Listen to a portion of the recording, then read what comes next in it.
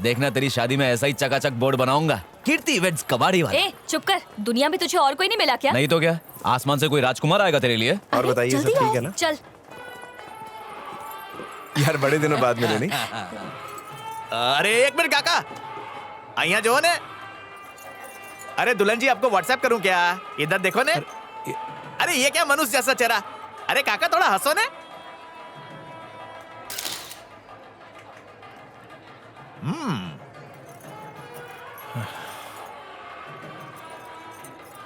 अरे काकी जरा एक मिनट, कैमरे से आंख मिलाओ ने। ये गधा क्या कर रहा है? अरे इतना मत शर्माओ, काका के पास जाओ। हाँ एक नंबर, ये हुई ना बात। अरे थोड़ा हंसो ने यार। हाँ सारू छे। अच्छा सुनो, ये फोटो क्यों खिंचवाए जाते हैं? इसलिए ताकि शादी हो या बर्बादी बद्दू याद रहे। सिर्फ याद रखने के लिए नहीं, बल्कि उन सारी पुरानी यादों को ताजा करके महसूस करने के लिए। अरे भाई साहब, इस फोटो से मेमोरी ताजा नहीं होगी? नहीं, इनसे नहीं होगी, क्योंकि तुम्हारी खींची हुई तस्वीर में जान ही नहीं है। तस्वीर ऐसी होनी चाहिए कि लगे कि हमसे कुछ कह रही है। यहाँ जो कुछ भी हो रहा है उसे तुम्हें नेचुरली अपने कैमरे में कैद करना चाहिए। तुम्हें उनके इमोशंस को परफेक्टली कैप्चर करना है। शादी की हर रस्म का कोई ना कोई मतलब होता है, उसके पीछे एक भाव होता है। रस्म के वक्त उनको कैमरे की तरफ नहीं, एक दूसरे की तरफ देखने दो। एक दूसरे के लिए जो फीलिंग है उसको कैप्चर करो। एक दूसरे के कितने करीब है वो, उसको कैप्चर करो। एक दूसरे को देखते वक्त उनकी आंखों में जो प्यार नजर आता है उसे कैप्चर करो। मंगलसूत्र पहनाते वक्त जिंदगी भर साथ निभाने का जो वादा है, उस वादे के जज्बात को कैप्चर करो। लड़का और लड़की के दिमाग में कितनी सारी बातें चल रही होती है, उन एहसास को कैप्चर करो। माँ बाप जब अपने बेटे बहू को आशीर्वाद देते हैं और उस वक्त जो उनके चेहरे पर खुशी होती है, उस खुशी को कैप्चर करो। उसे कहते हैं फोटो। जब वो अपने दोस्तों और रिश्तेदारों से घिरे हुए होते हैं और उस वक्त जब तुम फोटो लेते हो और वो नेचुरल चीज मिल जाती है। ऐसी खींची हुई तस्वीर में जो मजा है ना, वो किसी में नहीं है दोस्त। ज्यादा टेक्निक में मत घुसो। अच्छा कैमरा होगा तो अच्छी तस्वीरें आ ही जाएंगी, इसमें कोई करामत नहीं है। लेकिन तस्वीरों का असली मजा तो तब है जब इमोशंस गायब ना हुए हो। मेरी बात याद रखना। मेरे बेटे को इडली बेचने का जॉब मिला है। मैं तिरुपति जाके दर्शन करेगा। मेरा बेटा बिरजू ऑलरेडी कनाडा में जॉब कर रहा है। जब वो यहाँ पढ़ाई कर रहा था तभी उसे ऑफर मिल गया। पढ़ाई के बाद कनाडा में ज्वाइन कर लिया। कंपनी चाहे इंडिया की हो या फॉरेन की, जॉब मिलते ही फौरन ज्वाइन कर लो। ऐसा मौका कभी कभी मिलता है। नालायक घर में बैठे रहते हैं, जो होशियार होता है वो ऊंची उड़ान भर जाता है।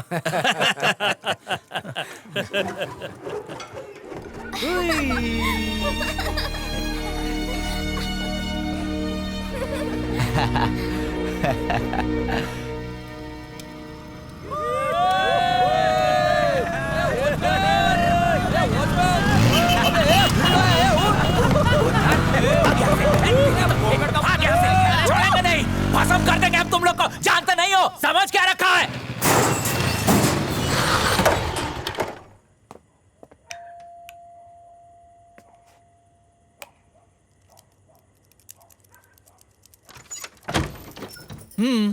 ये घर आने का टाइम है? बहुत जरूरी काम था माँ। ऐसा कौन सा जरूरी काम होता है तुझे जो रोज रात को लेट हो जाता है? खिटखिट बंद करो, दरवाजा खोलो माँ। नहीं खोलूंगी।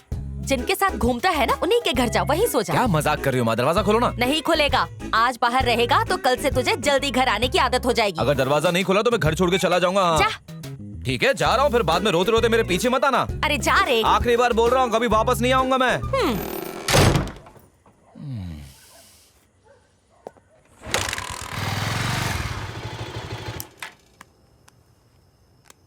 नहीं रे, आज मेरे साथ अनुष्का, दीपिका और वो मेरी फेवरेट वाली कटरीना सब मेरे साथ है। जगह नहीं है। ये बेवड़ा कभी नहीं सुधरेगा।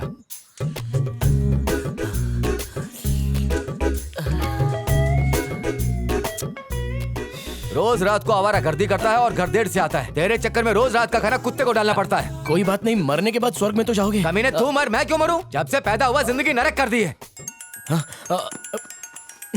सिगरेट पीता है? ये बाहर रोड पर पड़ा था तो मैंने सोचा डस्टबिन में डाल दूं। किसका फोन आ रहा है बे? दोस्त का फोन है। आवारागर्दी से पेट नहीं भरा जो फोन आ गया? दे इधर।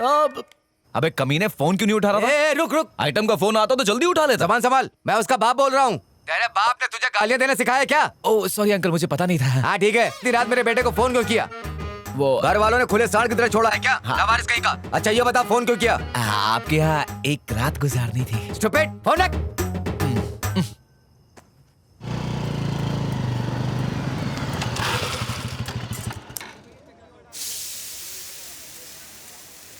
यहाँ तो एक भी बंदा नहीं है और यहाँ बंदे पे बंदा चढ़ा हुआ है।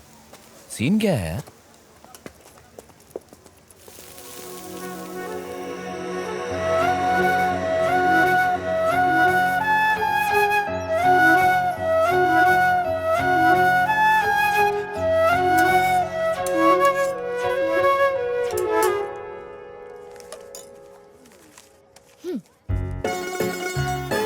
कौन सा डोसा? अच्छा ठीक है।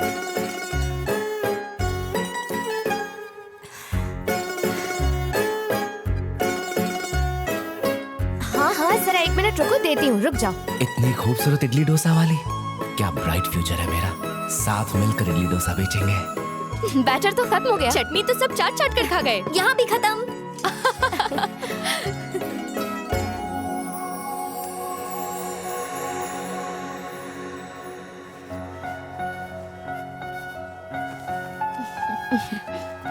ये लीजिए आंटी, आज के सारे आइटम खत्म हो गए हैं, तो आप घर जाइए और आराम कीजिए। भगवान तुम्हें खुश। अरे रे इसकी कोई जरूरत नहीं है।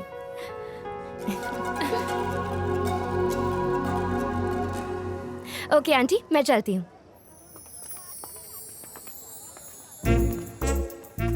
सुबह से एक भी प्लेट नहीं बिका ना। देख लिया पंगा लेने का नतीजा। दूसरी बार ऐसा किया ना तो दुकान भी नहीं दिखेगी।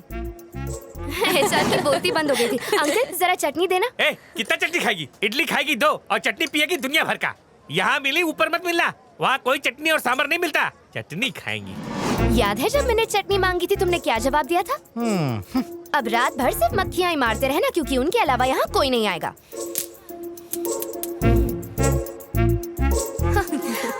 चलो।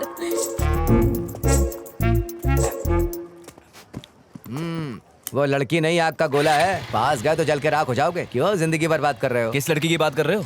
मैं तो बस क्वालिटी देख रहा था। अच्छा, मुझे तो ऐसा कुछ नहीं दिखा। उसके लिए नजर चाहिए ना। क्या बात कर रहा है? हाँ, जरा सी चटनी ना मिलने पर उसने किसी का धंधा ही चौपट कर दिया। इसका मतलब वो बहुत पहुंची हुई चीज है। वो एक सॉफ्टवेयर कंपनी में काम करती है, लेकिन फिर भी डोसा बनाने से शर्माई नहीं। इतनी सिंप्लिसिटी और डाउन टू अर्थ नेचर कहाँ मिलती है आजकल। आंटी को पैसे वापस करते हुए गले से लगाया, एक आदमी को सबक भी सिखाया। इतनी इंसानियत कहाँ मिलती है आजकल। उसके लिए कोई भी काम बड़ा या छोटा नहीं है। हाँ जी, और तू अपनी सोच बदल। हम जब किसी को देखते हैं ना, तो सिर्फ बाहरी खूबसूरती नहीं देखते, अंदर की क्वालिटी भी देखते हैं। तू कह रहा था वो आग का गोला है, तो अगर किसी खूबसूरत लड़की में इतनी सारी क्वालिटीज हो तो फॉलो तो करना चाहिए ना। सही कह रहे बॉस। तो फिर देख क्या रहे हो, बजाओ ना।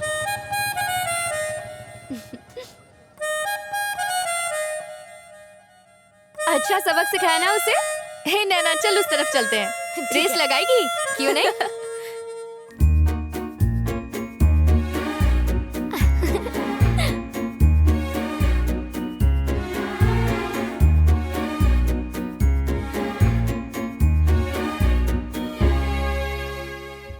ऊपर वाले के घर देर है अंधेर नहीं। आखिर मेरी सपनों की रानी मिल ही गई।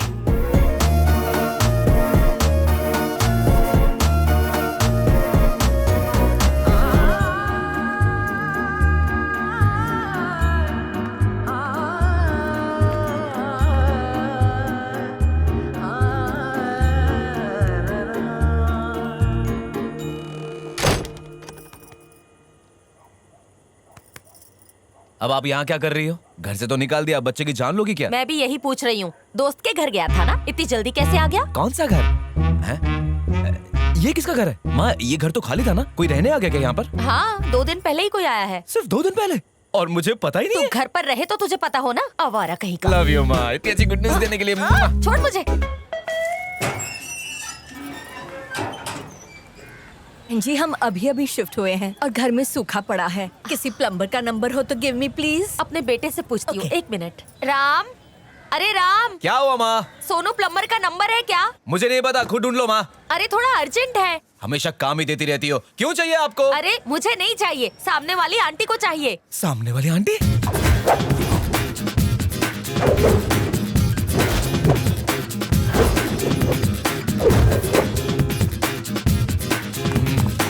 अरे वो यहाँ खड़ी हैं। आंटी जी क्या हुआ? क्या है बेटा, घर में ऑल के ऑल पाइप्स लीकिंग हैं। ओ लीकेज प्रॉब्लम, मैं हूं ना आंटी जी, टेंशन मत लीजिए। बगल में छोरा, शहर में डंडोरा है।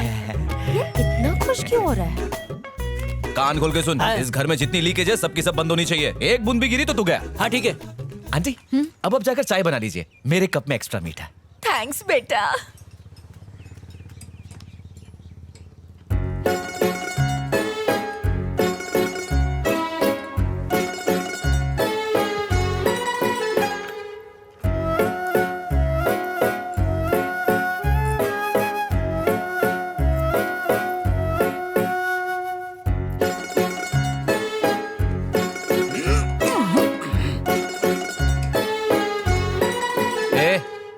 कछुए की तरह काम कर, जल्दी करना। अगर इतनी घाई है तो खुद ही आके टाइट कर लेना। नैना। हाँ माँ। नैना सही है, राम नैना बहुत अच्छी जोड़ी है। पनौती है। इसकी बात कर रहा हूँ, टूट गया।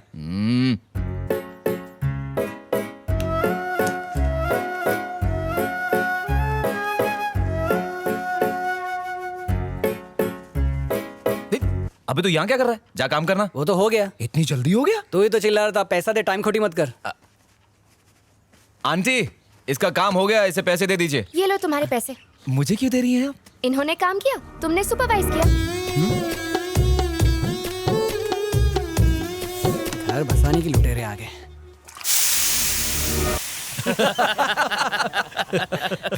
ये टी शर्ट तेरे लिए पनौती है, इससे अच्छा इसको निकाल के नंगा घुमा कर। बड़ा हीरो बन रहा था, लंगोटी निकल गई ना। चुप ना। मुझे पता है वो पड़ोस में ही रहता है। ये तो मैंने उसे लिमिट में रखने के लिए किया। एक तो वो हेल्पिंग कर रहा था और तू है कि उसकी बुराई कर रही है। हेल्प करना तो उसका बहाना था, असल में मुझे वो घूरने आया था।